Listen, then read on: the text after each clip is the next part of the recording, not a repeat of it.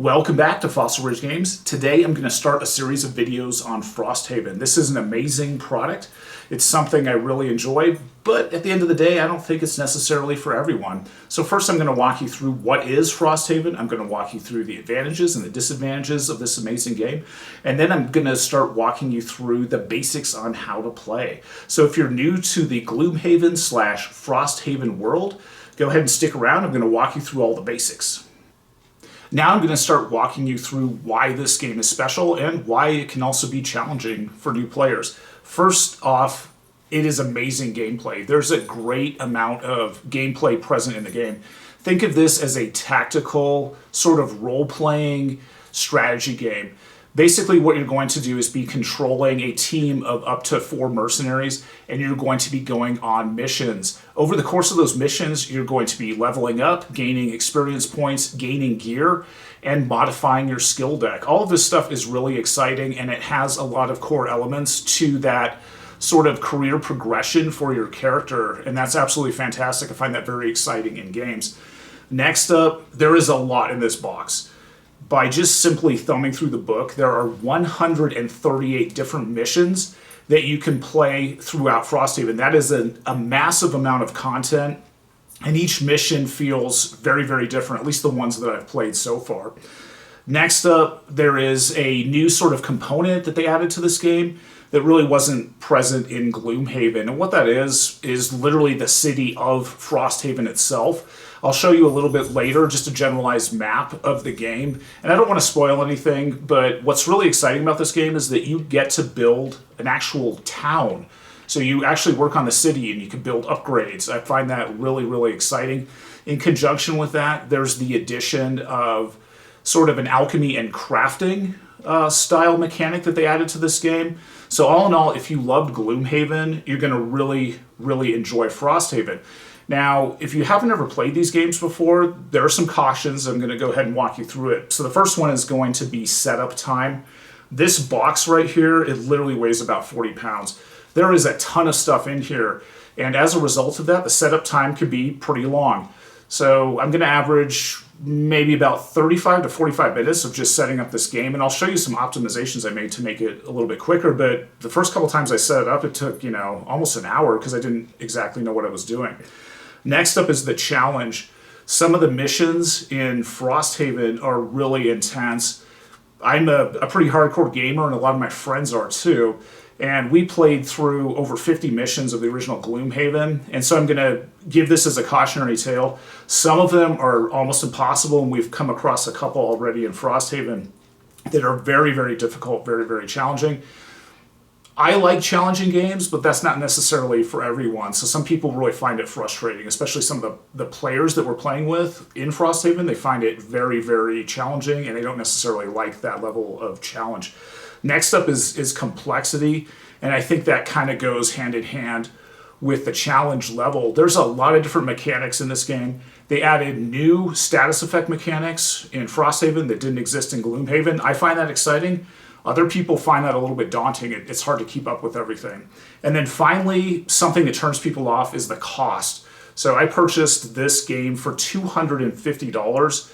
And, a lot of people, when they look at that, they get kind of, oh, wow, that's a lot of money associated with that. It can hit your pocketbook pretty hard, but there's so much content in here, I think that kind of outweighs it. So if you're looking for a game that you can literally play for years, I mean, you can play this game for years and years and years. There's 138 missions actually in here. You probably will never get to all of them.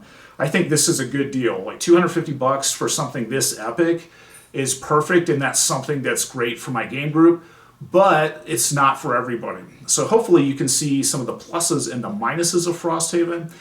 So from this point forward, I'm going to start walking you through the basic mechanics, and I'm going to do a series of videos. So I'm going to break it down into manageable pieces and chunks. Since this game is so complex, it really does take a long time to teach new players how to play this wonderful and epic game.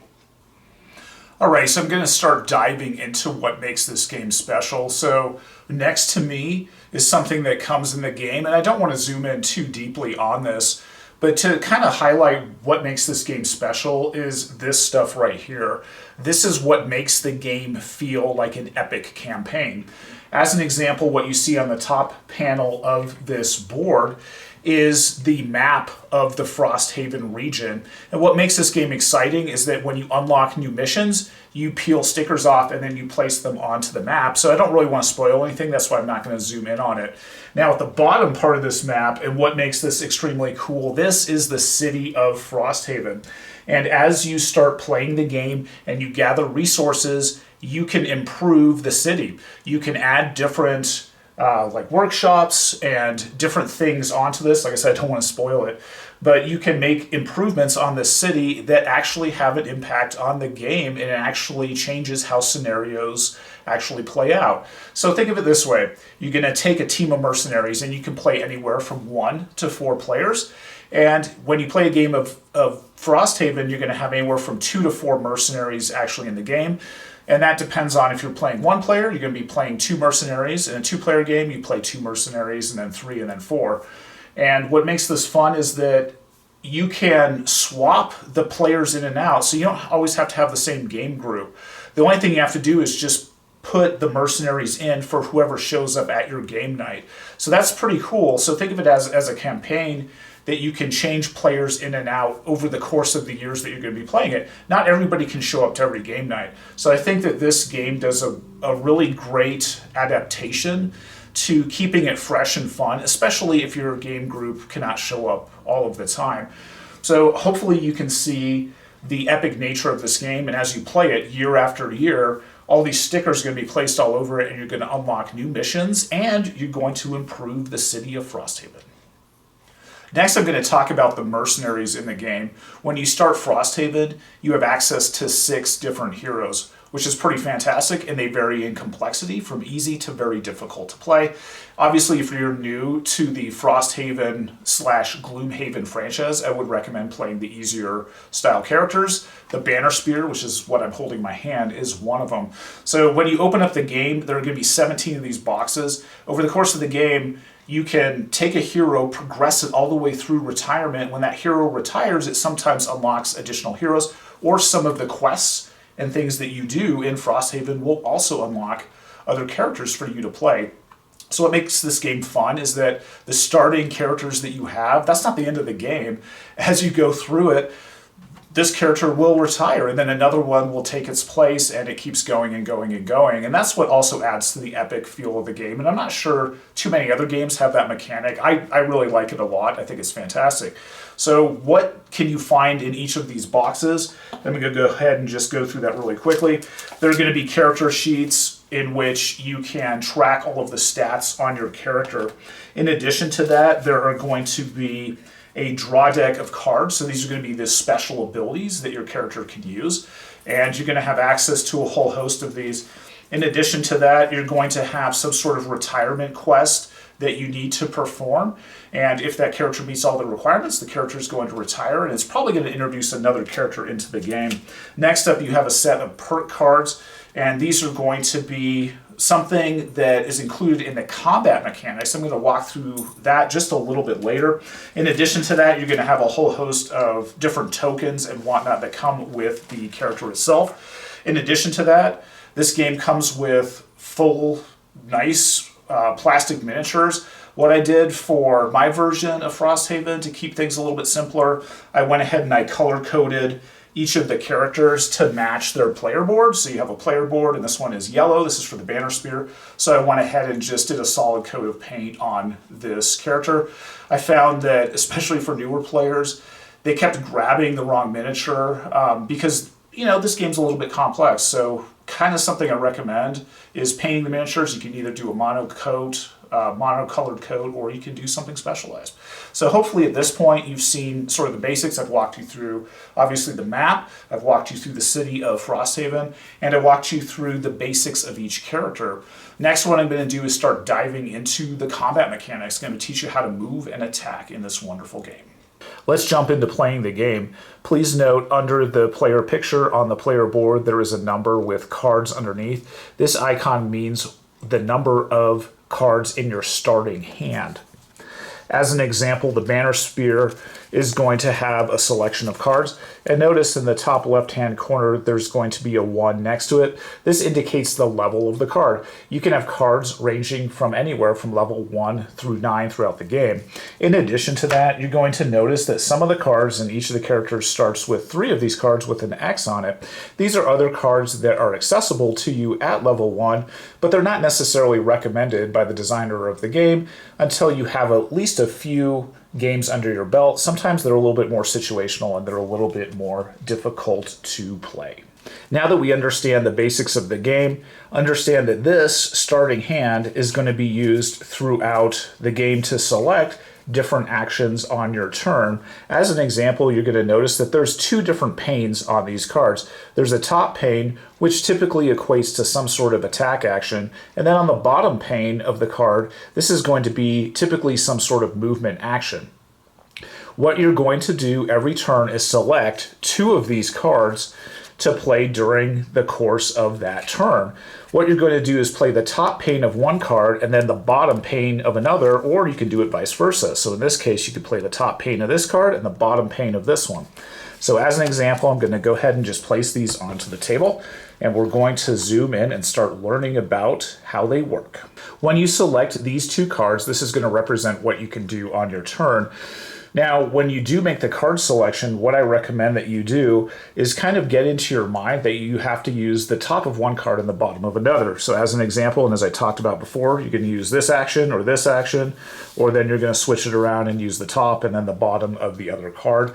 So it's kind of easy for you to get lost when you first start the game. I see a lot of new players think, hey, I'm just going to use both the top actions or I'm going to use both of the bottom actions on each of the cards I select, and the game doesn't allow you to do that. So just remember you have to do one on top and one on the bottom. Next thing I'm going to talk about is the initiative score, the initiative value here, and how that interfaces with the game. Each and every card will have an initiative value listed in the center of it. So I'm just going to go ahead and flip through this. And you can see that there's a wide variety of numbers located here. Now, what exactly does that mean? A lower initiative value, such as this 21, is going to move before the initiative value of a 67. In addition to that, enemies in the game will also have an initiative value. So what I'm going to do is I'm going to introduce a monster card, and this is going to be for the Hound. And notice that in the top left-hand corner of this is a number as well. This is going to be the enemy's initiative value. So in general, you have 2 different choices that you're going to try to make each and every turn. Do you want to go before the monsters or do you want to go after the monsters? And that can be pretty tricky because the initiative value of the monsters are going to be randomized every single turn. You're going to be drawing one of these monster cards each and every round, and you can get different initiative values. So now we have a 26 listed on the top of the card, whereas before we had a 72. So as these initiative values fluctuate and change, that makes the game very interesting, but it also makes it very difficult. I'm going to go ahead and point to the 21. If you want to get the jump on an enemy, try to go with a lower initiative score. And if you want to have the enemy go first, then try to go with a higher initiative score value. As I said before, you're allowed to select 2 cards per turn, but when you do that, you have to select one of them that's going to be your initiative value. So let's say I'm going to be playing these 2 cards on the turn, and for grins, I'm just going to play with our hand up on the table for the first couple of times. So if I make my card selections, I'm going to put one of the cards on top, and this is going to represent the initiative score for that turn. So when I play these cards, and I'm supposed to play these kind of secretly, I'm not going to really want to talk openly about the numbers on the cards to the other players at the table, but you can say stuff like, hey, I want to go early in the round and get the jump on the monsters, or you can say I want to go late in the round and maybe heal one of the allies on the table. So when these get turned over, what you're going to do is take initiative trackers, and I'm just going to put them over to the side, and we're going to figure out how this works. So the Banner Spear is going to have a 21 initiative on this turn. I'm going to flip a card for the Hound, and that's going to be an 83. So in this case, the Banner Spear is going to go first, followed by the Hound. And what we can do on subsequent turns is kind of mix this up. So let's say I chose this differently, and I did a 67. And as a result of that, then I pull the Hound card and it's a 19. So in this case, the Hound would go first and then the Banner Spear would go second. Next, I'm going to talk about generic actions before I get into specific ones. So I'm just going to go ahead and put my fingers over the top of this card to kind of block it out. But what I want you to notice is that on the top pane of this card, there's a very small number and it says 2 and it has the attack symbol next to it. What that means is that at any time I can spend the top action of this card to just make a basic attack of 2.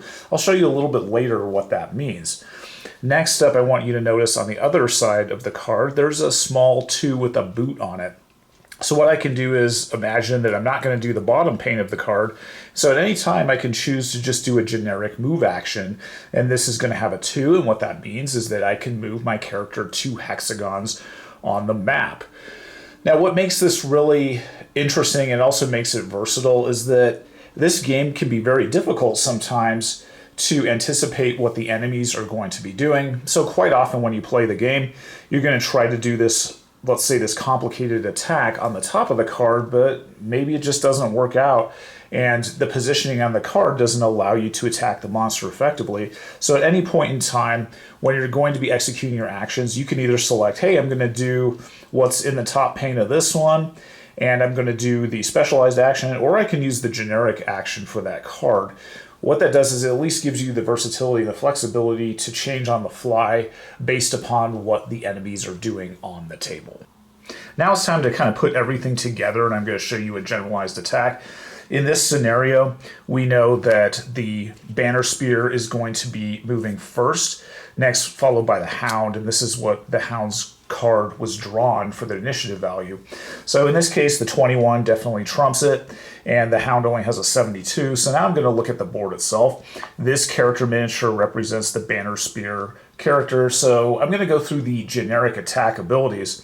As an example, I'm going to go ahead and just cover this up, and we're going to say, hey, I'm going to use the generalized movement portion of the bottom part of this card. It has a 2 with a boot icon on it. So what that means is I'm going to go 1, 2, and then this card is going to be taken, and it's going to be put into my discard pile. The discard pile is going to appear just to the left of your player board.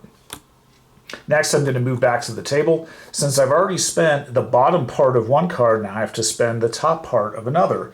So in this case, I'm just going to use a generic attack. This generic attack is going to have a 2 next to it, which means that I'm going to inflict 2 points of damage onto the Hound. But now we're going to talk about something else, which is this random draw deck, which allows you to modify attacks. So now we're going to talk about some of the randomization that can occur when we're playing Frosthaven. We have this deck of cards, and 20 cards start in this initial draw deck for each and every character that you bring into the game.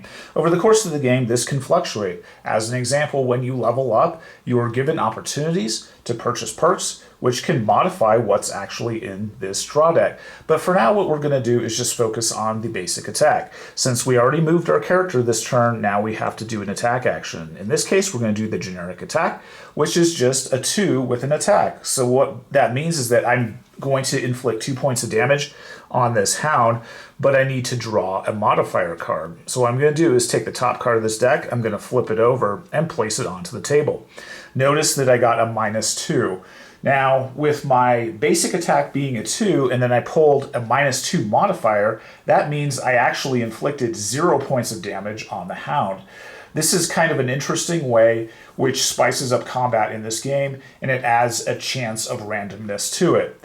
Now, let's say I didn't get this -2 card, but instead I pulled something different. In this case, this is going to be what's considered a critical hit in this game. Notice that it says 2 times on it. What that means is that I'm going to multiply the amount of damage times 2. So in this case, the basic attack action does 2 points of damage, and I'm going to multiply it by 2, which means that I'm going to inflict 4 points of damage on the Hound. Next, I'm going to show you what that means and how to track enemy damage. Frosthaven comes with a host of these cards. There are sleeves located for the card, and then you basically just slide this monster card into the sleeve, and this is going to help you track the stats on the monster as well as damage to the monster as well.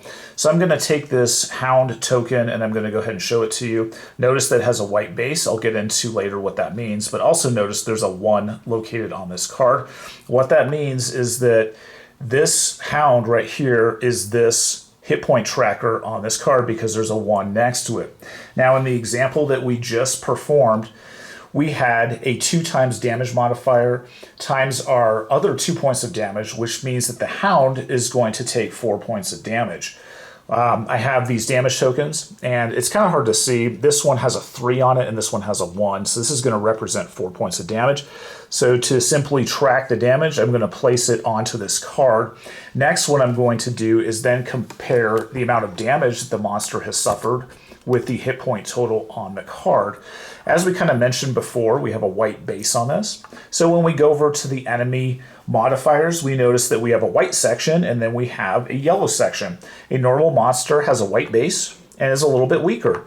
But we can also have what's called an elite monster, and the elite monster is going to have a yellow base, and then its stats are going to be in this yellow section of the board. So what we're going to do is simply look. We have 4 points of damage on the Hound, and then when I look at the total hit points for it, for a normal white Hound monster, it only has 4 hit points. So in looking at this, and it suffers 4 points of damage, it would be eliminated and thus removed from the board. Your attack draw deck has 2 sort of special cards in it, and the first one we already talked about, which is sort of this critical hit. Please note that at the bottom right-hand corner is this icon with 2 arrows and it's going around in a circle. What that means is that once this is drawn, you're going to take this, you're going to put it into your draw deck and reshuffle it. So anytime you see this icon, it means to simply take your discard pile from this deck and then shuffle it in. In addition to that, there is this sort of critical failure card that can appear, and it has a line going through the middle of it, and this is basically just a null attack. If you ever pull this thing, it means that the attack has failed and you inflict no damage on the enemy. If you look at the bottom right hand corner of it, it also has that icon. So what that means is that once this thing is drawn, you're going to take this deck, put it back in, and then you're going to reshuffle everything. And I'm going to go into the perk deck and this draw deck in a lot more detail in a subsequent video. Let's go ahead and mix things up just a little bit. So in this case, we're going to have a 67 and a 71 initiative score for the Banner Spear. And so in this case, the Banner Spear picks the 67 for the turn. And what has happened now for the Hound is I drew a card and it has a 26. So in this case, the Hound is actually going to move first. And what you're going to notice on this card right here for the monster is that it's going to have specialized instructions for it. And what that means is that we're going to pop over to the enemy board and it's going to kind of tell us how this enemy is going to work. If I look at this, the Hound has a basic move score of 4. I'm going to try to zoom in just a little bit so you can see that. And what you can see is the boot icon for it, and since it's a white monster, because it has a white base, we know that it can typically move 4 spaces. On the Nothing Special card, notice that it has a boot icon on it, which means that the enemy can move on this turn. If it doesn't have a boot icon, what that means is that it can't actually move on the turn. So in this case, move plus 0 is just going to be 4 points of movement. So when we pop back to the map, the Hound is going to go up to 4 spaces, so it's going to charge the Banner Spear. Now, in conjunction with that, it's going to perform a basic attack. So how does that work? We're going to see that it has a 2 attack, and this is the attack sort of generalized symbol. And then on this card over here, it says attack plus 0. We know that the Hound can attack this turn because this icon does appear over here. If the attack icon does not appear on this card, the Hound itself cannot attack that turn. That's kind of a strange subtlety in the game, and oftentimes when new players play, they get a little bit confused with that. They think the monster can always attack. So just as an example, it can't attack unless it actually has this symbol. Now in this case, we know that it's going to attack for 2, but the enemies themselves also have one of these draw decks. And can we tell them apart? Well, in the bottom left-hand corner, it's going to have an M, and M stands for monster, so this is going to be the monster's draw deck. So when the attack occurs, the Hound is going to be attacking the Banner Spear. Now we're going to draw a modifier card, and then we're going to figure out what happens.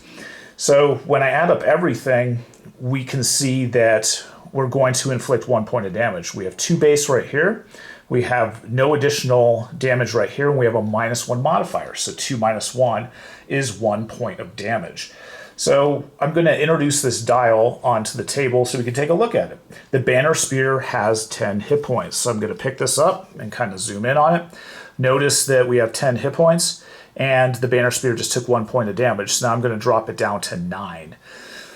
That 9 is now indicative of what the current hit point value is on the Banner Spear. Next, I'm going to simulate a little bit more complicated attack. So we have our Banner Spear again and our Hound on the playmat. So now what we're going to do is simulate that they're going to do a little bit more complex attacks. So in this case, the Banner Spear is going to use a 15 and a 21 card. The Banner Spear player decides to pick the 15 for their initiative value. Next up, and this is the start of the round, I'm going to flip over a monster card for the Hounds. And this card is actually going to apply to multiple Hounds. So if we had multiple Hounds on the table, they would all end up with a 26. In this case, we're only going to simulate 1. So we can see right here that the Banner Spear has a 15 initiative. So we're going to put this marker onto the table. Then we're going to check and see the Hound has a 26. So in this case, the Banner Spear is going to go first in initiative order. So thus the Banner Spear goes. And in this case, we're going to do something different. This is going to be a ranged attack. And I'm going to try to zoom in as best as I can. Notice that there's an icon here, and it has a hexagon with an arrow moving off to the side, and then there's a 3 next to it. I know this is kind of hard to see because it's kind of small. What this means is that a ranged attack can be performed by the Banner Spear, and it's thus going to do 3 points of damage when it hits. Also at the bottom of this is an elemental icon. I will go over this a little bit later. But in this case, the Banner Spear is going to hurl a javelin at the Hound. So first we're going to check range to ensure that we are within range. So I see a 1, a 2, and a 3. That means that the javelin can strike the Hound. Then I'm going to go over to my draw deck, and the basic attack for the javelin is a 3. I'm going to draw one of these cards, and I draw the -2, which means that 1 point of damage is thus going to hit the Hound. Now that the top panel portion of this card is completed, I'm going to take a look at the bottom part of this one as well. Notice that there is a shield icon with a 2. What that means is that the Banner Spear is going to go into a defensive position, and until the end of the turn, that's what this symbol means in the bottom right-hand corner. That means that any attack made against the Banner Spear is going to be reduced by 2. Now notice that there's a caveat to it. It says this only applies to ranged attacks. This probably isn't going to be the most beneficial because the Hound is probably going to be a close range sort of monster. It's not going to have a bow, or it's not going to be firing anything at the Banner Spear. Next we go over to the Hound itself, and it's time for it to move. And we've seen this before. We know that we have a +0 and then a +0 on the attack, so the move and the attack are going to be normal. We're going to look at the Hound and notice that it has a 4 move and a 2 basic attack, so that's what it's going to do. It's going to move toward the Banner Spear within melee range, and then it's going to make an attack, and its base attack value is a 2. Next, I'm going to draw this card right here, which is a 1, which means it's going to inflict 1 point of damage on the Banner Spear. Now we're going to step up the complexity just a little bit, and we're going to talk about 2 concepts in the game that are pretty much the same. One of them is beneficial and one of them is detrimental. And that's the concept of advantage and disadvantage. In this case, we're going to do the javelin attack again, but next we're going to apply a different rule to it. So we have our javelin, and as you can remember, it can hit up to 3 range away. So what this means is that this is a ranged attack. Now there's a rule in the game stating that if you are the Banner Spear or any character or any monster and you attack something immediately adjacent to you, you suffer disadvantage. Well, what does that mean? And disadvantage is just simply a mechanic that makes it harder to inflict damage. So we know that the javelin should inflict 3 points of damage. Now when we do the attack modifier drawing, we actually draw 2 cards. I'm just going to flip these over. And if you have disadvantage, you're going to take the worst card. So the Javelin, if you can remember, typically hits for 3 points of damage with the modifier. So in this case, since the +1 is the better card, it's going to be nullified. And we're going to take the worst modifier for this because the Banner Spear has disadvantage. And thus, you roll a 0. What that means is that the Banner Spear would inflict 3 points of damage on the Hound. So the game sort of adjusts for ranged attacks by giving disadvantage. Now, consequently, let's say we have advantage on the Hound. So for whatever reason, let's back the Hound up a little bit and say that by some sort of special ability, the Banner Spear now has advantage on the attack. What that means is that you're going to draw 2 attack modifier cards. So I pulled a 0. And then I pulled a +2, and if you have advantage, you're going to take the better of the 2 numbers. So in this case, the 0 is going to be nullified, and the attack is going to have a +2 attack for it as well. So we have our 3 base with an advantage, which would then inflict 5 points of damage on the Hound. So be very, very critical of different special abilities and special effects in the game that give you advantage and disadvantage. It can drastically change your chances to inflict damage on the enemy. Next, we're going to talk about ranged attacks and the concept of line of sight. This can be somewhat of a difficult concept to understand, but basically it just boils down to if you can't see an enemy, you can't shoot at it with a ranged attack. Now, how does that work exactly? So in this case, I put 2 different rooms now onto the map, and we're going to simulate something. I've added a door marker, and the door is open. So in this case, what we could do is say, can the Banner Spear hit the Hound with the Javelin? So we know that the Javelin has a range of 3, so we simply just count 1, 2, 3. So the Hound is within range, but can the Banner Spear actually see it? And in this case, the answer is yes. So I'm just going to take this pencil and just draw like a line from the Banner Spear to the Hound, and thus you can see that the Banner Spear has line of sight.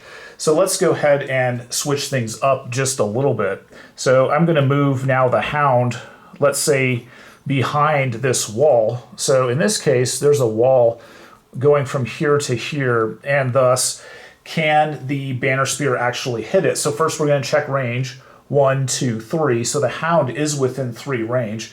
Next, we're going to draw a line of sight marker between it. And since there's a wall in the way right here, the Banner Spear does not have line of sight and thus cannot initiate a ranged attack against the Hound.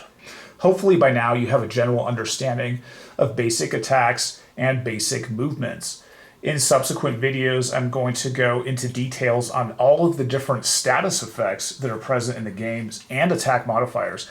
This is where the complexity and the fun of the game increases dramatically. So thank you for joining me today, and as always, have fun gaming. I will have subsequent videos for Frosthaven in the future.